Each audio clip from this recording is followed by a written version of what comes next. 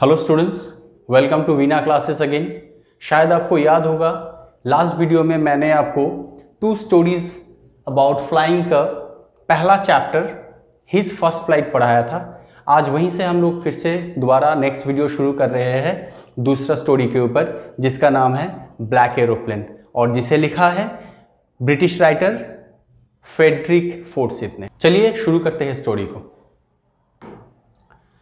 जैसे कि आपको दिख रहा है पीछे, मैंने आपके लिए एक बहुत अच्छा सा एरोप्लेन भी लगाया है और जैसे कि टाइटल सजेस्ट कर रहा है, the name of the chapter, the name of the story is the black aeroplane. आपको स्टोरी का नाम सुनकर कुछ अजीब लगेगा, कुछ वियर्ड सा थोड़ा सा कि ब्लैक एरोप्लेन क्या कभी होता है? हमने तो कभी ब्लैक कलर के एरोप्लेन देखा नहीं है। तो आपको क्या लगता है कवि ने इस किस्म की टाइटल स्टोरी का क्यों दिया है?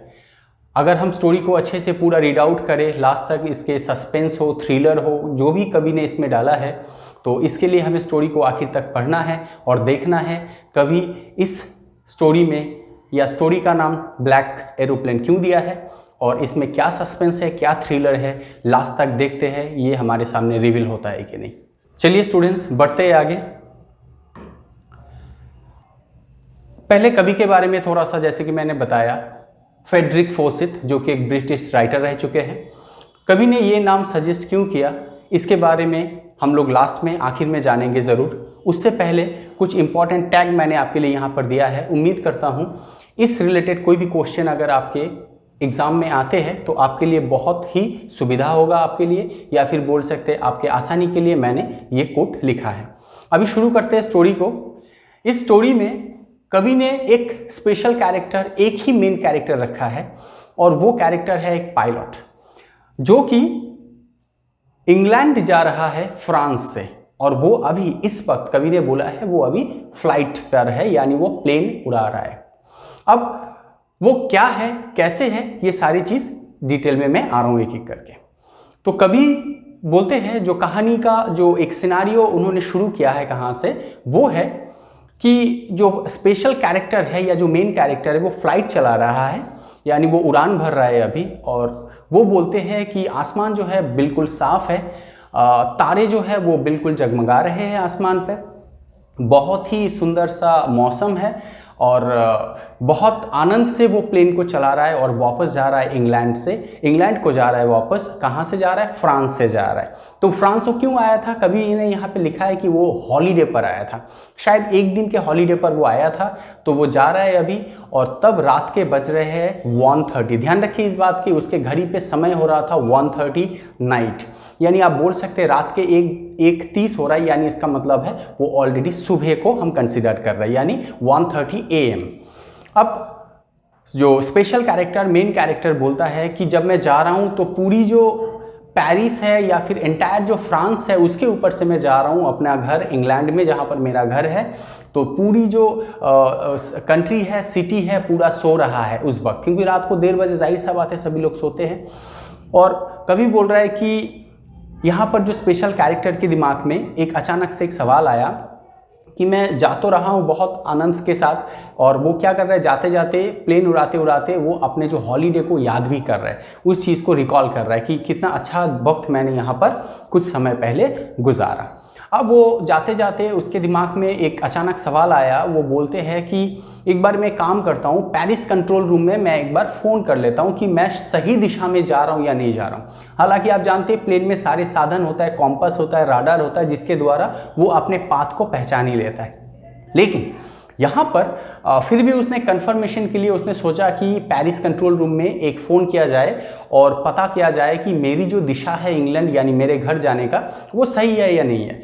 वो और एक कारण के लिए बहुत खुश था। वो खुश इसीलिए था कि वो चाहता था कि अपने परिवार के साथ जाकर वो सुबह का नाश्ता करे, अर्थात मतलब एक अच्छा इंग्लिश ब्रेकफास्ट वो अपने परिवार के साथ ले पाए। इसके लिए वो और जाने का जो उसका आग्रह था, इच्छा था, और प्रकट हो गया था, अर्थात जाने की इच्छा उसकी और बढ़ गई थी। तो पेरिस कंट्रोल रूम में जब उसने फ़ोन किया और उसने बोला, उसके प्लेन का मैंने डिटेल यहाँ पर दिखा हुआ है, देखिए उसका जो प्लेन है वो है ओल्ड डकोटा DS-088, ठीक है। जो स्पेशल कैरेक्टर है हमारा main character, he is a pilot, इसका भी ध्यान रखिए। और उसके घड़ी पे तब कितना टाइम हो रहा था, 1:30 इन द मॉर्निंग। याद रखिएगा इस बात को, क्योंकि हो सकता है आपको सवाल पूछे जा सकते हैं घड़ी में तब कौन सा वक्त हो रहा था या प्लेन का नाम क्या था। So old Dakota DS-088। और वो कहाँ जा रहा था, वो फ्रांस से बैक कर रहा था इंग्लैंड में, जहाँ पर स्पेशल यानी मेन कैरेक्टर का अपना घर है।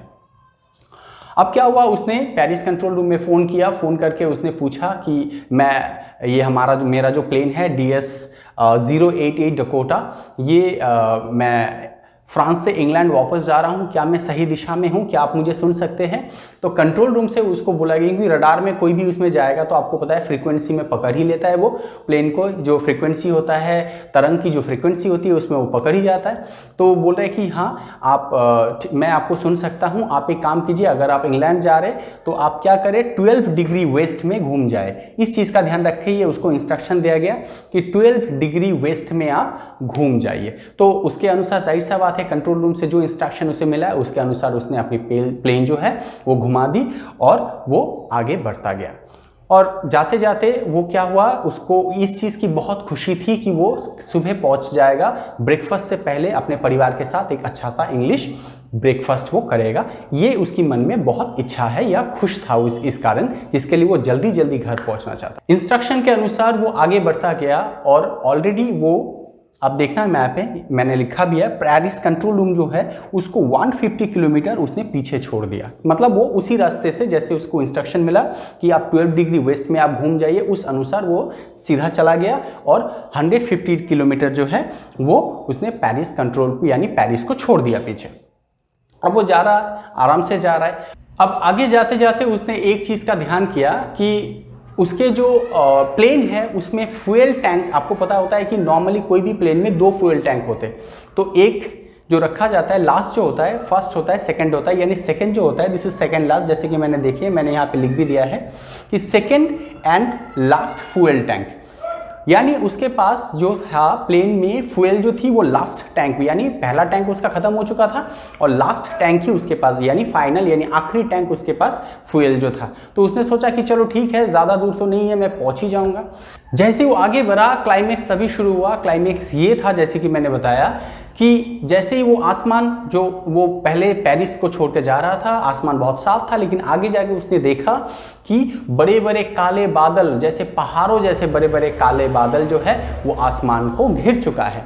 अब वो सोच रहा है कि ये काले बादल को चीर कर जाना, बीच में से जाना काफ़ी रिस्क हो सकता है और मेरे पास इतने भी जो है तेल बचे नहीं है टैंक में कि मैं इसके आसपास चक्कर लगा पाऊँ, थोड़ा सा बादल हट जाए फिर मैं अपना रास्ते से आराम से जा पाऊँ। तो जाहिर सा बात है, आप जानते हैं अगर बादल जो है पूरा आसमान को ढक लेता है तो पूरा अंधेरा छा जाता है, लोगों को गाड़ी चलाने में दिक्कत होता है। तो आप आसमान से जा रहे हो तो उसका कितना परेशानी होता होगा या हुआ होगा। तो वो सोच रहा है, वो एक मन बना रहा है कि क्या करे। एक बार वो कश्मकश में फंस गया कि इतने बड़े बड़े काले बादल में से जाना, मुझे कुछ दिखेगा नहीं या दिख नहीं रहा है, लेकिन देख नहीं पाऊंगा मैं, जो भी आप बोल सकते हैं, और क्या करूं, मैं वापस आ जाऊं। लेकिन उसके मन में इच्छा है कि मैं सुबह जाके अपने परिवार के साथ एक अच्छा इंग्लिश ब्रेकफास्ट करने की जो इच्छा उसके मन में है। अब वो क्या करता है, कश्मकश में फंस जाता है कि उसे करना क्या है। मन में उसकी ये उम्मीद है कि मैं सुबह जाऊंगा, अपने परिवार के साथ एक अच्छा इंग्लिश ब्रेकफास्ट करूंगा, लेकिन वो फिर थोड़ा बहुत पीछे हट जाता है। सोचता है उसका मन कि इस ब्लैक क्लाउड के अंदर मैं जाऊंगा कैसे, मुझे कुछ दिखेगा भी नहीं तो रिस्क एक हो जाएगा। तो इस दोनों चीज़ों के कश्मकश में फंस के फाइनली उसने अपना जो सोच है, अपना जो उम्मीद है कि मैं सुबह जाऊंगा परिवार के साथ ब्रेकफास्ट लूँगा, इसी को मान्यता देता है और वो आगे बढ़ता है। बोल सकते हैं गलती उसने यहीं पे कर दी, कहीं ना कहीं पर गलती तो उसने ज़रूर की। उसे रिस्क नहीं लेना चाहिए था, बीइंग अ पायलट उसको ये रिस्क नहीं लेना चाहिए था। तो जैसे ही वो सोचा कि चलो मैं ये रिस्क लूँगा, मैं आगे जाऊँगा, और इस घना सा एक बादल के अंदर, काले बादल के अंदर उसने प्लेन को घुसा दिया। अब जाहिर सा बात है, आप जैसे घने बादल में आपको कुछ दिख नहीं रहा है, उसके जो कॉम्पास है यहाँ से वहाँ, वहाँ से वहाँ टहल रहा है। अब बोल सकते घूम रहा है बार बार, रडार उसका काम करना बंद कर दिया है। रेडियो पे भी वो पेरिस कंट्रोल रूम में फ़ोन करने की कोशिश कर रहा है, और जैसे कि मैंने बोला उसके फ्यूल टैंक में इतने फ्यूल भी नहीं है कि वो कम से कम इस जगह में घूम पाए। तो कहीं ना कहीं उसको लगा एक टाइम के बाद कि मैंने ज़रूर गलती की, लेकिन उसको ये रियलाइजेशन बाद में हुआ। अब वो तो फंस गया।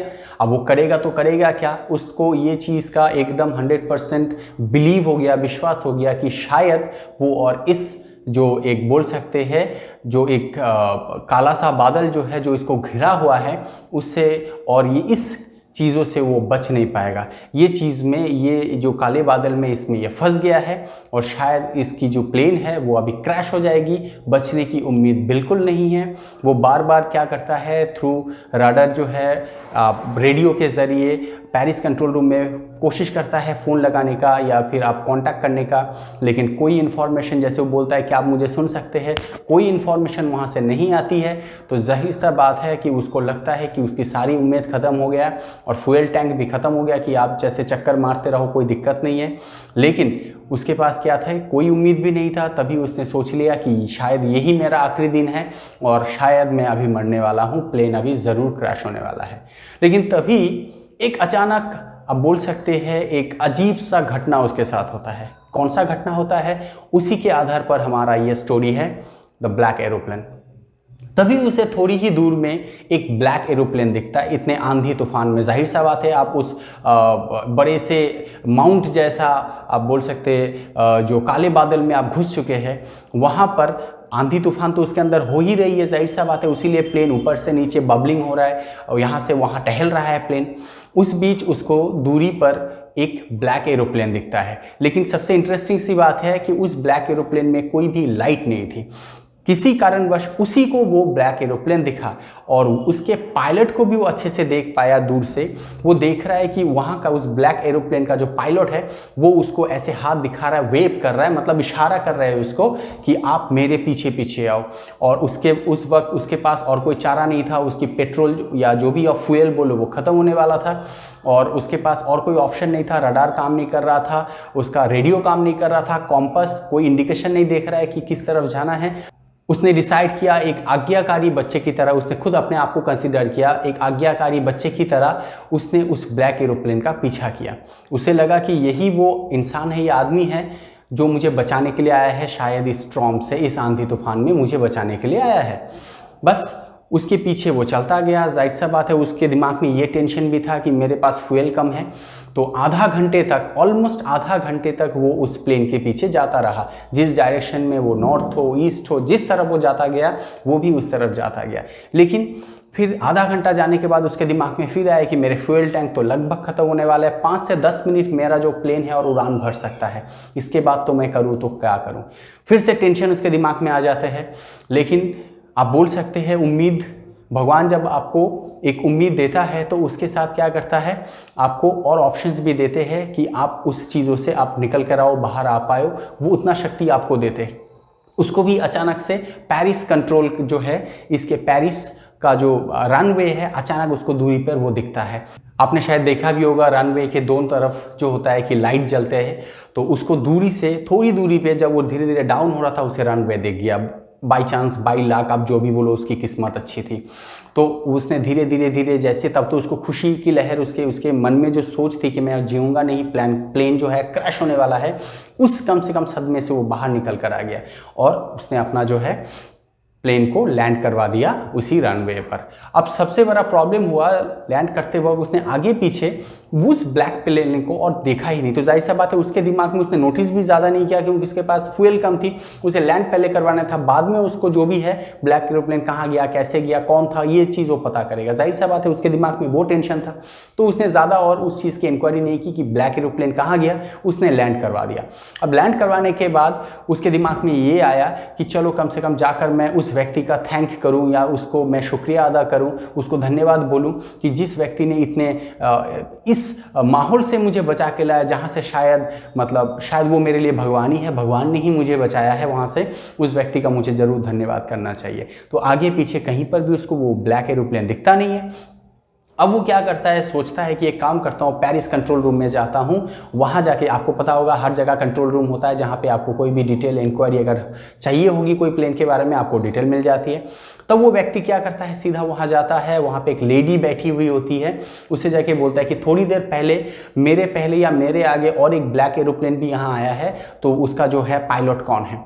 तो लेडी जो है थोड़े टाइम के लिए थोड़ा स्टंट हो जाती है, थोड़ा सा चौंक जाती है, तो बोलती है को अचानक थोड़ा शॉक हो जाती है, बोलती आपका प्लेन छोड़ के हमारे रडार में आपको क्या लगता है कि इस आंधी तूफान वाले मौसम में कोई प्लेन थोड़ी उड़ेगा, ऐसा कभी संभव ही नहीं है। हमारे रडार में सिर्फ आपका प्लेन छोड़ के और किसी का भी किसी प्लेन ने भी उड़ान नहीं भरा है। आपने शायद कुछ गलती आपने देखा है, गलत देखा है, या फिर आपके दिमाग में शायद आप किसी वहम में हैं। तो जैसे ये बात बोलता है तो हमारा जो स्पेशल कैरेक्टर, मेन कैरेक्टर बिल्कुल अचंभित हो जाता है, स्टंट हो जाता है, बहुत मेस्मराइज्ड हो जाता है। उसे लगता है कि ये कैसे संभव है, अभी इस बीच इतने आंधी तूफानों में, इतने परेशानी एक सिचुएशन में जिस व्यक्ति ने, जिस ब्लैक एरोप्लेन के पायलट ने मैं जिसके पीछे पीछे में इतना टाइम तक आया, मैं लैंड किया, वो ब्लैक एरोप्लेन का कोई एग्जिस्टेंस ही नहीं, ये कैसे संभव है। इस चीज़ से वो जो स्पेशल कैरेक्टर है ना बहुत अचंभित हो जाता है, सरप्राइज हो जाता है, उसे समझ में नहीं आता है फिर वो व्यक्ति कौन था, वो ब्लैक एरोप्लेन था कौन जिसने मुझे इस आंधी तूफान से बचाकर, जिंदा बचाकर मुझे लेकर ज़मीन पे उतारा है। तो यही हमारे कवि जो है फ्रेडरिक फोर्सिथ ने एक सस्पेंस छोड़ दिया है। अब ये जो चीज़ है ये स्टूडेंट्स आपने सोचना है, आपको क्या लगता है कि वो ब्लैक एरोप्लेन में कौन था, क्या ईश्वर ने या भगवान ने उसे बचाया था, या फिर आप बोल सकते हैं कोई एलियन था जिसने उसको रास्ता दिखाकर पेरिस कंट्रोल जो रनवे है उसमें लैंडेड करवाया, या फिर आप बोल सकते हैं कि कोई स्पिरिचुअल पावर या आध्यात्मिक शक्ति थी जिसने उसे बचाया। इसी का कोई आंसर नहीं है, आपने ये आंसर सोचना है और आप सोचकर मुझे बताएंगे, मुझे इनबॉक्स करेंगे कि आखिर में वो था कौन और वो कौन सा व्यक्ति या कौन सा स्पिरिचुअल या आध्यात्मिक पावर या शक्ति थी जिसने इस ब्लैक एरोप्लेन में था, जिसने इस स्पेशल कैरेक्टर हमारे या मेन कैरेक्टर को इस मुश्किल की घड़ी से बचा के लैंड करवाया। तो यहीं पे आके हमारा जो ब्लैक एरोप्लेन ये ख़त्म होता है। उम्मीद करता हूँ इस स्टोरी के ज़रिए जितना, जैसे मैंने आपको इसकी डिस्क्रिप्शन या फिर मैंने जैसे आपका इसका वर्णन किया, आपको इस रिलेटेड कोई भी क्वेश्चन आएगा तो आप ज़रूर एग्ज़ाम में अटेम्प्ट कर सकते हैं। आगे फिर ऐसे ही वीडियो आप तक लाने के लिए हमारे चैनल को ज़रूर सब्सक्राइब कीजिए, आपके दोस्तों के साथ वीडियो को शेयर कीजिए, लाइक कीजिए और ज़रूर नोटिफिकेशन बेल दबा दीजिएगा ताकि जैसे ही नया वीडियो मेरे आए आप तक सबसे पहले पहुँचे। आज के लिए इतना ही। Thank you so much. जय हिंद।